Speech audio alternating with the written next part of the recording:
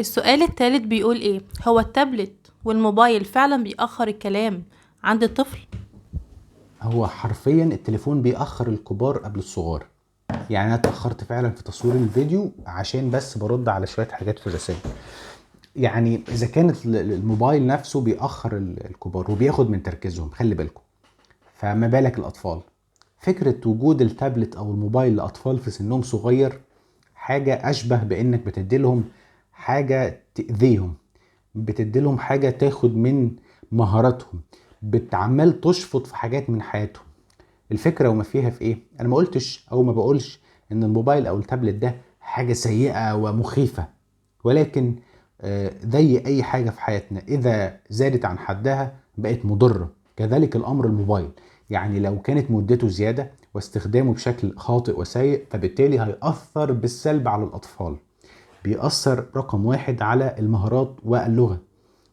التابلت او الموبايل عبارة عن وسيلة لعرض بعض الفيديوهات او المعلومات او الداتا او الالعاب، لكن مفيش تفاعل، مفيش هات وخد، مفيش ردود. الفكرة ان الطفل في السن قبل 6 سنوات محتاج شوية مهارات، من ضمنها مهارة التواصل.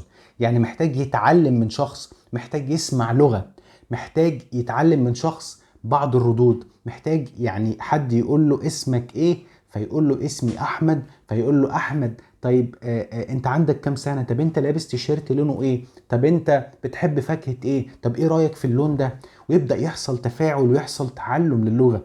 يبدأ الأب والأم كل حاجة الطفل يشوفها الأم تبدأ تسميها للطفل. كل ده الطفل مش هيستمتع بيه ولا هيشوفه لو هو ماسك الموبايل والتابلت لفترات طويلة، وكذلك التلفزيون معاه. فخلاصة القول، التلفزيون والتابلت والتليفون وكل الحاجات المالتي ميديا مش بعبع ومش حاجة تخوف، لكن هاو بقى يعني ازاي تستخدمهم. هل هتقدر تقنن الموضوع لطفلك؟ انا شخصيا بنصح قبل 3 سنين مفيش تليفون خالص، بعد 3 سنين من نص ساعة يعني، ونزودها بهدوء جدا. ولازم انا كمان ابقى عارف الطفل بيشوف ايه. يعني اذا كان في لعبة معينة لازم ابقى عارفها، اذا كان بيتفرج على فيديو معين لازم اكون يعني في رقابة او ابوية على الطفل وبيشوف ايه وبيعرف ايه.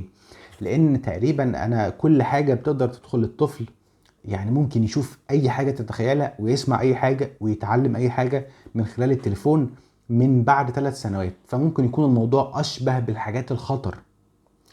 طيب قبل 3 سنوات هو لسه ما عندوش المهارات اللي تخليه يعرف يعني يستفيد من التليفون، فخلينا نفيده من حتة تانية وهي بقى اللغة. يعني احنا اللي نعلمه، نقرب منه، نسمعه حاجات تانية. لو هنستخدم الموبايل هنستخدمه كأداة، يعني هنسمعه صوت حاجة، صوت مثلا الحمار، صوت الجاموسة، صوت البقرة، صوت الوسائل المواصلات، نوريه العربية، نوريه الأسد. أنا بستخدم الوسيلة بشكل فعال، لكن ما بديلوش الموبايل او التابلت ويقعد معاه فترات طويله بالساعتين 3 لمجرد ان انا عايز ارتاح منه.